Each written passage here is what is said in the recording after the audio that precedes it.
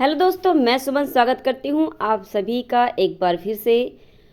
तो आज से मैं स्टार्ट करने वाली हूँ आपका प्रैक्टिस, जीएस का प्रैक्टिस। और यहाँ पे आपका हिस्ट्री यानी जो एसएसटी के जो स्टूडेंट हैं, यानी एसएसटी के स्टूडेंट, जिसमें आपका हिस्ट्री हो गया, इसी में आपका पॉलिटी और इकोनॉमिक्स, साइंस, यानी आपके सभी जितने भी आपके जो 6 to 8 जो एग्ज़ाम होने वाले हैं, जो बच्चों के बीपीएससी फेज सेकेंड वाले, उनमें जो 8 साइड से बच्चे हैं उन सभी के लिए ये क्लास रहने वाली है।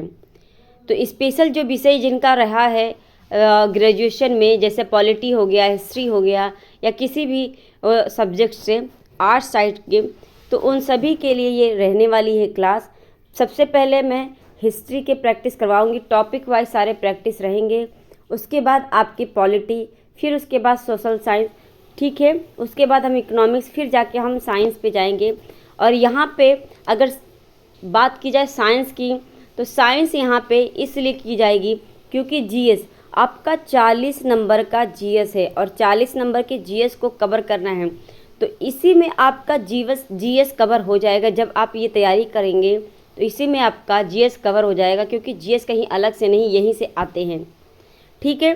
तो हम शुरुआत करते हैं। और यहाँ पे बात करें तो सिर्फ ये बिहार बीपीएससी फेज सेकंड के लिए ही नहीं, बल्कि ये सीटेट, आप सिलेबस देखेंगे सीटेट का, तो सीटेट का जो पेपर सेकंड है वहाँ पे ये आपको देखने को मिलेगा। और आपका एचटेट यानी हरियाणा टेट है, वहाँ पे सेकंड पेपर जो है, यानी 6 to 8 पेपर वाले जितने भी पेपर होंगे उन सभी को ये हिस्ट्री वगैरह पढ़नी होगी और यही सिलेबस होते हैं। तो उन सभी के लिए ये क्लास रहने वाली है। आप सभी के लिए आपको देखना होगा। और चैनल पर पहली बार आए तो चैनल को सब्सक्राइब कर लीजिए, ताकि नोटिफिकेशन आपको टाइम से मिल जाए। 12 बजे डेली आपको ये क्लास मिल जाती है। और अभी जो है चैनल को सब्सक्राइब कर लीजिए और अपने दोस्तों को शेयर करके उन्हें भी जोड़ लीजिए, क्योंकि होने वाली है आपकी लगातार प्रैक्टिस, वो भी टॉपिक वाइज, और सारे के सारे आपके प्रीवियस ईयर रहने वाले हैं। अच्छा, शुरुआत करते हैं अब हम पहले क्वेश्चन से। और पहला क्वेश्चन है आपका, प्राचीन पुरातात्विक स्थल यानी कालीबंगा किस राज्य में है? तो कालीबंगा राजस्थान में है। और कालीबंगा किस नदी पर है? तो ये आपका घग्गर नदी पर है। हम यहाँ पे देखिए, अगर इसके डिस्क्रिप्शन में, तो कालीबंगा किस क्या है, राजस्थान के कौन सी जगह पे है? तो ये हनुमानगढ़, जो कि पूर्व में श्री गंगानगर जिले में स्थित था। अब क्या है, सबसे पहले 1951 और 52 में इसकी खोज किसने की थी? तो अमलानंद घोष ने की थी 1951 और 52 में।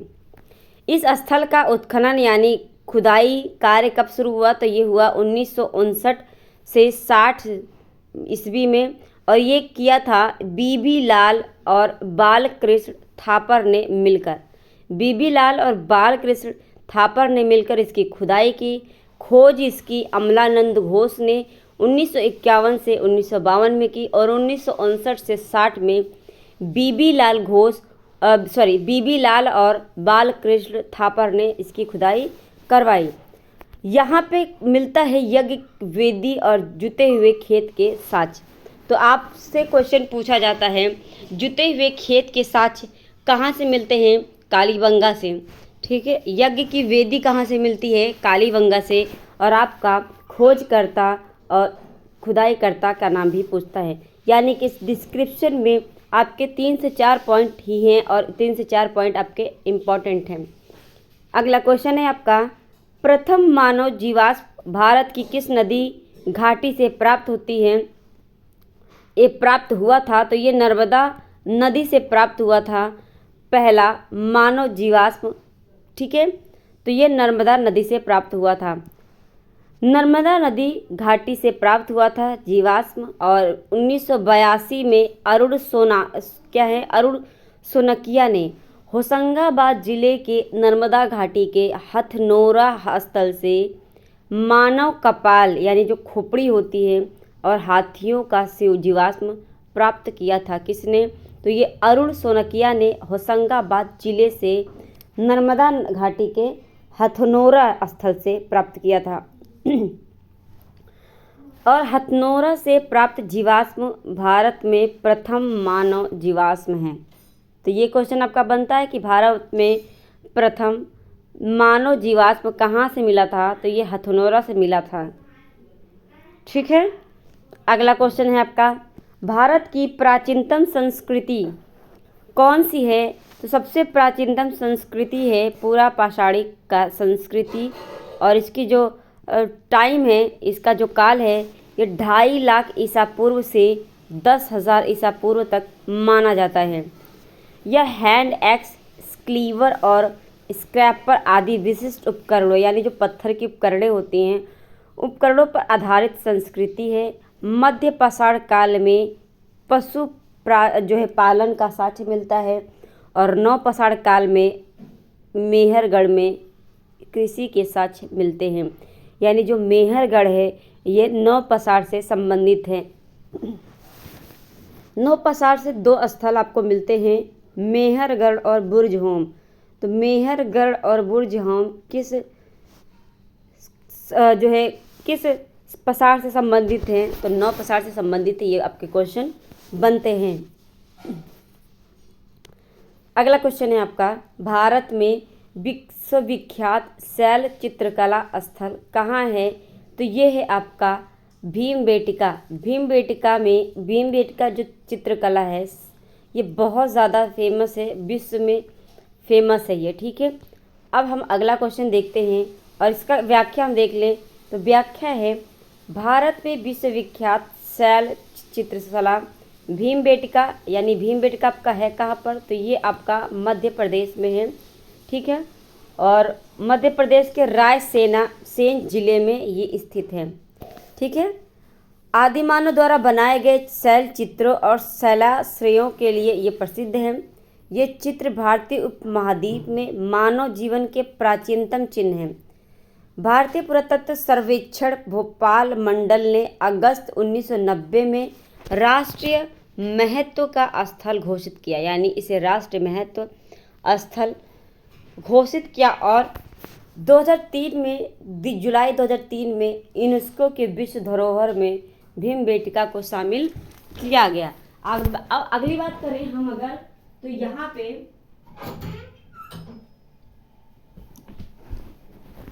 पे अगर हम अगला बात करें, तो यहाँ पे बात करें तो इसकी खोज आपका हुआ था 1957 से 1958 में, और इसकी खोज की थी B.S. वाकडकर ने 1957 से 1958 में इसकी खोज की थी। किसकी? तो भीमबेटका चित्रकला की। ठीक है, वाकडकर। अगला क्वेश्चन है आपका, प्रथम मनके के निर्माण का प्रमाण कहाँ से प्राप्त होता है? मनके का निर्माण, तो पहला मनके के निर्माण का जो प्रमाण या साक्ष्य मिलता है, ये मिलता है आपका पाटने से। ठीक है, पाटने से मिलता है, और पाटने आपका कहाँ पर है? तो ये है आपका जो है आपका महाराष्ट्र के पाटने में। मेहता खेड़ी राजस्थान के चंदेशाल, मध्य प्रदेश के रामनगर आदि में भी ये देखने को मिलता है। और ये है क्या? तो ये शुतुरमुर्ग के अंडों पर की गई चित्रकारी से यह पता किया जाता है कि शुतुरमुर्ग के अंडों पर की गई चित्रकारी सबसे पहले, अच्छा यहाँ पे इसका जो साक्ष्य मिलता है मनके का, तो ये शुतुरमुर्ग के अंडों पर की गई चित्रकारी से मिलता है। अगर यहाँ पे बात करें तो शुतुरमुर्ग के अंडों पर सबसे पहले चित्रकारी का साक्ष्य मिलता है तो यूपी के बांदा जिले से मिलता है। ये 1860 में मिला था, यूपी के बांदा जिले से। ठीक है, और प्राचीनतम मानव निर्मित चित्रांकन पाटने से मिला है। अगर मानव निर्मित द्वारा पूछा जाए तो ये पाटने से मिला है सबसे पहला। ठीक है, और केंद्र क्या है? तो इसका केंद्र है पाटने, और भीमबेटका दोनों था, लेकिन सर्वप्रथम मनके का निर्माण कहाँ से हुआ है? पाटने से। अगला क्वेश्चन है आपका, चिरांदपुरा स्थल पर किस प्राचीनतम संस्कृति के अवशेष मिले हैं? तो चिरांद पर आपका नवपाषाणिक संस्कृति के अवशेष मिले हैं। चिरांद एक जगह है और ये जगह है बिहार के सारण जिले में, एक गांव है चिरांद नामक, ठीक है। और उस छोटी सी बस्ती के निकट ये नवपाषाणिक अवशेष मिलते हैं। 1962 से 1963 में प्रोफेसर बीके सिन्हा द्वारा, किसके द्वारा? बीके सिन्हा द्वारा इस स्थल का उत्खनन किया गया था। तो आपसे पूछा जाए नवपाषाणिक यानी जो आपका कहाँ पर है, जो आपका है चिरांद गांव में, ठीक है, चिरांद गांव बस्ती। तो ये आपका खोज बीके सिन्हा ने किया था। और बात करें तो यहाँ पे 5 प्रकार की संस्कृतियों के अवशेष मिले हैं। और मानव यहाँ पर कैसे रहता था? तो यहाँ पे मानव घास फूस के घरों में रहते थे। चावल की खेती के भी यहाँ से जो है प्रमाण मिलता है। और यहाँ पे नवपाषाण काल में प्रादुर्भाव में था कृषि कर्म, जो कृषि कर्म था वो प्रादुर्भाव था, ठीक है। अगला क्वेश्चन है आपका, जिस काल में कृषि कर्म का प्रादुर्भाव हुआ है वह कहलाता है? तो ये है आपका नवपाषाण काल। और ये आपका बिहार APOGS में आया था 2011 में। अच्छा, यहाँ पे बहुत लोगों का होगा कि ये तो सिर्फ बिहार का है, हम क्यों पढ़े, सीटेट वाले क्यों पढ़े या फिर एस्टेट वाले क्यों पढ़े? तो आप जाके देखिए जरिए अपने बुक को, और उस बुक को देखेंगे तो क्या आप अलग से पढ़ते हैं क्या GS? आप उसी बुक से पढ़ते हैं और वही टॉपिक पढ़ते हैं और ये वहीं से आपका क्वेश्चन बनते हैं। तो GS हिस्ट्री तो आपके GS आपके कहीं से पढ़ लीजिए, आता वही है। तो GS आप सभी के लिए इम्पॉर्टेंट है, ये सभी के लिए है, एस्टेट और बिहार, फिर आपका सीटेट, इन सभी के लिए ये क्लास रहने वाली है। आप इस पे नहीं जाएंगे कि ये बिहार का है, ठीक है। चलिए अगला क्वेश्चन है आपका। अच्छा, यहाँ पे ब्लर हो गया है थोड़ा सा, मैं देखती हूँ अगर इसका दूसरा स्लाइड होगा तो। दूसरा स्लाइड नहीं, एक बार मैं इसको पढ़ के बता देती हूँ इस बात क्या हुई है। यहाँ पे बात की जा रही है दमदमा पुरा स्थल किस प्रदेश में है? तो दमदमा आपने सुना होगा, दमदमा ये है आपका उत्तर प्रदेश में। दमदमा पुरा स्थल उत्तर प्रदेश में है और ये उत्तर प्रदेश के प्रतापगढ़ जिले में प्रतापगढ़ जिले में स्थित है। और ये महदहा पुरा स्थल से 5 किलोमीटर उत्तर में, ठीक है, उत्तर पश्चिम में ये देखने को मिलता है दमदमा पट्टी तहसील। और इसकी जो उत्खनन हुई तो ये 1982 से 1987 तक इसका उत्खनन कार्य चालू रहा। और यहाँ पे अगर साक्ष्य बताया जाए तो मिला क्या है उपकरण में? तो यहाँ पे ब्लेड मिला है, फलक मिला है और ब्यूरीन आदि मिले हैं। और ये जो मिला है ये मध्य पाषाण यानी लघु पाषाण के उपकरण हैं, ओके। अगर बात की जाए तो यहाँ पे हड्डी तथा सींग के उपकरण भी मिले हैं और आभूषण भी मिले हैं। और यहाँ पे एक और चीज़ मिला है, 41 मानव समाधान तथा कुछ गर्त चूल्हे भी मिले हैं, ठीक है। विभिन्न पशुओं जैसे भेड़, बकरी, गाय, बैल, भैंस, हाथी, गेंडा, सूअर आदि की हड्डियाँ भी यहाँ से मिलती हैं। और कहा जाए तो यहाँ पे पक्षी, मछलियों और कछुए की भी हड्डियों के साथ मिलते हैं दमदमा से। आगे बात की जाए तो भारत में पशुपालन और कृषि के प्राचीनतम साक्ष्य प्राप्त हुए हैं। और ये कहाँ से हुए हैं? तो ये आपका मेहरगढ़ से प्राप्त हुआ है पशुपालन और कृषि प्राचीनतम साक्ष्य। यहाँ पर डिस्क्रिप्शन में बात की जाए तो यहाँ पे बात हुई है कि पशुपालन और कृषि के प्राचीनतम साक्ष्य मेहरगढ़ से प्राप्त हुआ है। वर्तमान में मेहरगढ़ है कहाँ? तो ये बलूचिस्तान में बोलन नदी के किनारे स्थित है। यह नवपाषाणिक स्थल है। कौन? मेहरगढ़। अभी आपने देखा बुर्ज होम और मेहरगढ़ आपका कहाँ पर है? तो ये आपका नवपाषाण काल का स्थल है। अगर बात की जाए तो यहाँ पे 7000 ईसा पूर्व पे से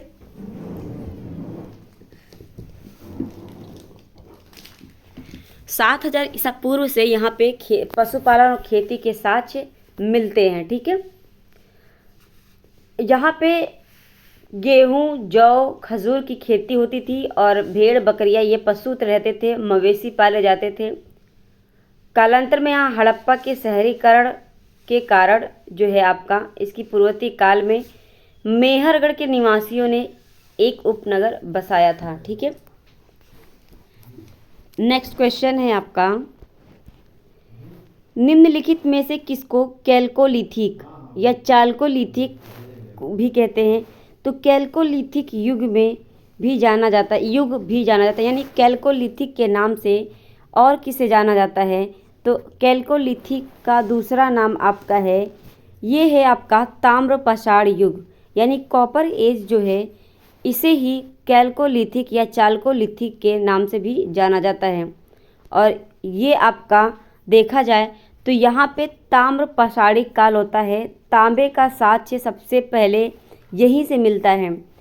बात की जाए तो मनुष्यों ने पत्थर के अलावा यहाँ पे तांबे के औजारों का साथ साथ प्रयोग किया था आपके ताम्रपाषाण में। और पूछा जाता है कि ताम्रपाषाण को किस लिए जाना जाता है? क्योंकि यहाँ पे तांबे के साक्ष्य मिलते हैं। ठीक है, और तांबे के औजार ज़्यादा यहाँ पे प्रयोग किए गए हैं। ये मिलता है आपका साक्ष्य, तो सब स्थान देख लेते हैं। यहाँ पे दक्षिण पूर्वी राजस्थान, मध्य प्रदेश और मध्य प्रदेश का जो पश्चिम भाग है, महाराष्ट्र का पश्चिम और दक्षिण पूर्व भारत में ये देखने को मिलता है। अगला क्वेश्चन है आपका अब हम टॉपिक लेते हैं सैंधव सभ्यता से, और सैंधव सभ्यता में आपका आता है पहला क्वेश्चन है, इस समय मोहनजोदड़ो किस देश में है? तो मोहनजोदड़ो आपका ये है आपका पाकिस्तान में। ठीक है, पाकिस्तान के सिंध प्रांत के लरकाना ज़िले में ये स्थित है, सिंधु नदी के दाहिने तट पर स्थित है। ठीक है, सिंधु नदी के दाहिने तट पर आपका मोहनजोदड़ो स्थित है। और मोहनजोदड़ो शब्द का अर्थ क्या होता है? तो मृतकों का टीला इसका अर्थ होता है। और इसकी खोज की थी 1922 में रखालदास बनर्जी ने। इसकी खोज रखालदास बनर्जी ने किसके निर्देशन में किया था, ये भी पूछता है। तो ये थे जॉन मार्शल के निर्देशन में, यानी डायरेक्शन दिया था जॉन मार्शल ने। और 1922 में रखालदास बनर्जी ने इसकी खोज की थी। इस स्थल को विश्व का सबसे पुराना नियोजित और उत्कृष्ट शहर होने की मान्यता प्राप्त है। अगला क्वेश्चन है आपका, निम्नलिखित में से कौन से कथन सही हैं? तो इसमें आपका कथन पूछा है कि कौन सा सही है। पहला है आपका, हड़प्पा का उत्खनन 1921 में किया गया था। ये बात तो सही है कि हड़प्पा का उत्खनन 1921 में आपका किया था। देखो माइंड से स्लिप हो गया। ठीक है, तो अभी मैं बताती हूँ इसका। और यहाँ पे बात की जाए तो हड़प्पा आपका स्थल है कहाँ पर वर्तमान में? तो ये है आपका पाकिस्तान में। ठीक है, फिर थर्ड है आपका, हड़प्पा ब्यास नदी के किनारे स्थित है। ये गलत बात है। हड़प्पा ब्यास नदी पे नहीं बल्कि रावी नदी पर स्थित है, यानी रावी नदी के किनारे स्थित है आपका हड़प्पा। और यहाँ पे बात की जाए तो हड़प्पा की खोज दयाराम साहनी ने की थी। ठीक है, हड़प्पा की खोज दयाराम साहनी ने की थी 1921 में, और मोहनजोदड़ो की खोज रखालदास बनर्जी ने की थी। ठीक है, यहाँ पे बात की जाए फोर्थ इसका ऑप्शन है, हड़प्पा के उत्खनन RD बनर्जी ने की थी। ये बात गलत है। अभी मैंने बताया कि यहाँ पे दयाराम साहनी ने हड़प्पा की खोज की थी, और हड़प्पा ताम्ररथ हड़प्पा नहीं था। ठीक है, यहाँ से ताम्ररथ नहीं मिला था, ये बात गलत है। तो यहाँ पे अगर बात की जाए तो यहाँ पे आंसर आपका हो जाएगा पहला, हड़प्पा की खोज 1921 में हुई थी, और हड़प्पा पाकिस्तान में। ये पहला और दूसरा सही हो जाएगा सिर्फ। ठीक है, अब यहाँ पे वही चीज़ है जो हमने डिटेल में बताया आपको। तो ये 1921 में भारतीय पुरातत्व सर्वेक्षण विभाग के महानिदेशक हैं। कौन? जॉन मार्शल थे, जो जिनके निर्देशन पे राय बहादुर यानी दयाराम साहनी ने सबसे पहले इसका उत्खनन किया था। और ये है कहाँ पर? तो पाकिस्तान के पंजाब प्रांत में मांटगोमरी ज़िले में रावी नदी के बाएं तट पर ये स्थित है। मोहनजोदड़ो सिंधु नदी के दाएं तट पे थी। और यहाँ पे बात की जाए तो आपका हड़प्पा, तो हड़प्पा आपकी रावी नदी के दाएं तट पर दाएं तट पे देखने को मिलता है। ठीक, उल्टा मैं बोल रही हूँ। दाएं तरफ पे आपका मोहनजोदड़ो देखने को मिलता है आपके सिंधु नदी पर। अगर बात की जाए रावी नदी पर बाएं तट पर आपका हड़प्पा सभ्यता देखने को मिलता है। ठीक है, अगला क्वेश्चन है, प्राक सैंधव काल के किस पुरुष स्थल से हल द्वारा जुताई प्राप्त होता है? यानी हल से जुते हुए खेत के साक्ष्य कहाँ से मिलते हैं, ये आपका प्रश्न बनता है। तो ये हो जाएगा आपका कालीबंगा। और कालीबंगा की खोज 1951 से 1952 में हुआ था और ये किया था अमलानंद घोष ने। ठीक है, अमलानंद घोष ने किसके निर्देशन में किया था? तो ये ये इन्हीं के निर्देशन में हुआ था, अमलानंद घोष के निर्देशन में। ठीक है, अगला क्वेश्चन है आपका, निम्नलिखित में से किस हड़प्पन नगर से जुते हुए खेतों के साक्ष्य मिले हैं? वही आंसर है, वही क्वेश्चन है, बस उसे घुमाकर दिया गया है और यहाँ पे क्या हो जाएगा? कालीबंगा। अगला क्वेश्चन है आपका, अच्छा कालीबंगा नाम क्यों है इसका पड़ा? तो काले रंग की चूड़ियों की वजह से इसका नाम कालीबंगा पड़ा है। अगला क्वेश्चन है यहाँ पे, हड़प्पीय संस्कृति यानी सैंधव संस्कृति के उपकरण किस धातु से निर्मित थे? तो सैंधव संस्कृति या हड़प्पीय संस्कृति के धातु ताम्र यानी तांबा या कांसा से निर्मित होते थे। ठीक है, यहाँ पे तांबा और कांसा से निर्मित होते थे। मोहनजोदड़ो से तांबे के 2 उपकरण मिलते हैं। तांबे के 2 उपकरण मोहनजोदड़ो से मिलते हैं। अगला क्वेश्चन है आपका, IIT खड़गपुर के अध्ययन दल की रिपोर्ट के अनुसार, यानी जो IIT खड़गपुर है उनके रिपोर्ट के अनुसार अगर बात की जाए तो कितने वर्षों तक न के बराबर वर्षा का होना सिंधु घाटी सभ्यता के पतन का कारण है? तो लगभग 9 वर्ष तक वर्षा न होने के कारण सिंधु सभ्यता का पतन हुआ था, ऐसा कहना है IIT खड़गपुर का। ठीक है, अगला क्वेश्चन है आपका, अच्छा यहाँ पे हम देख लेते हैं इसका डिटेल। तो यहाँ पे बहुत सारे इसकी थ्योरी दिए गए हैं, उसके बाद इसका फाइनल डिसीजन वही आया है कि 900 साल तक इसके उत्तर पश्चिम हिमालय में बारिश ना के बराबर हुई थी। ठीक है, जिसकी वजह से सूखी हो गई थी, नदियाँ सूखी पड़ गई थी और इसका पतन हुआ था। अगर बात करें अगले क्वेश्चन का, तो अगला क्वेश्चन है, सिंधु घाटी सभ्यता की सबसे महत्वपूर्ण विशेषता क्या है? तो सबसे महत्वपूर्ण विशेषता यही है कि यहाँ पे पक्की ईंट से बनी इमारत मिली थी। ठीक है, पक्की ईंट से बनी इमारत सिंधु सभ्यता से मिलती है, इसलिए इसकी विशेषता अलग हो जाती है। अगर बात करें तो यहाँ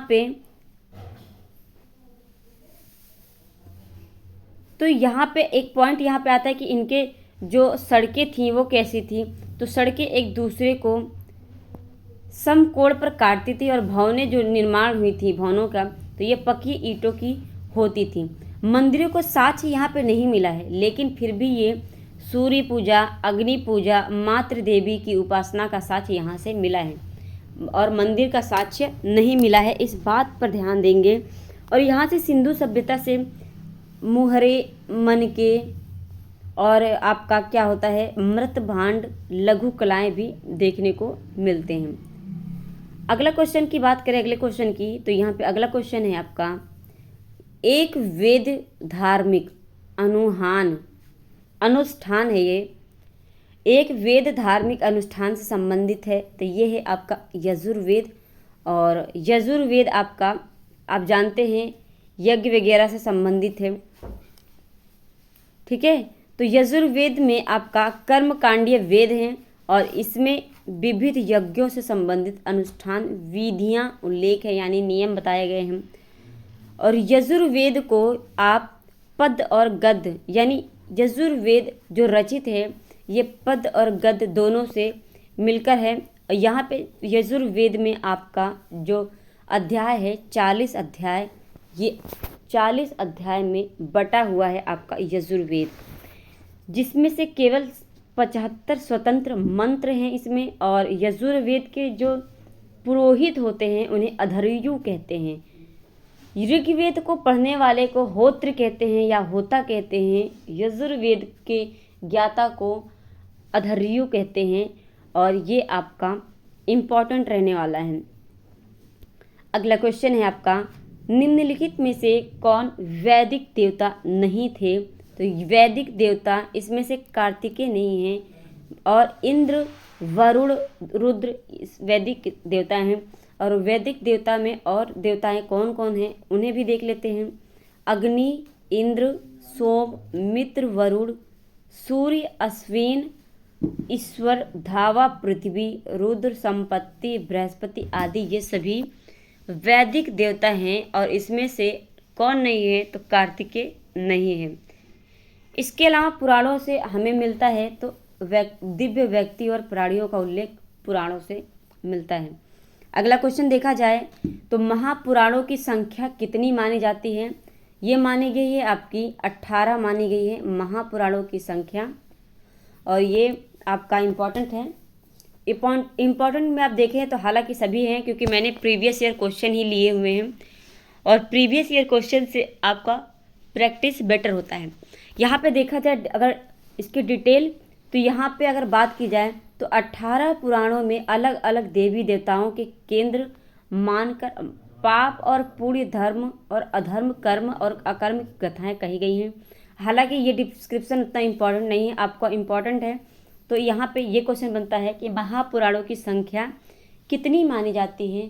तो ये मानी जाती है आपकी 18। ठीक है, तो हम आज यही तक बात करेंगे। अगला जो टॉपिक रहने वाला है तो वो हम कल की क्लास में देखेंगे। और ये क्लास आपको डेली 12 बजे मिलती है। अभी तक जिन्होंने भी चैनल को सब्सक्राइब नहीं किया है, चैनल को सब्सक्राइब कर लें, बेल आइकन दबा लें ताकि नोटिफिकेशन आपको मिलती रहे और अपने दोस्तों को भी शेयर करके उन्हें भी चैनल से जोड़ लें। आज के लिए बस इतना ही। धन्यवाद।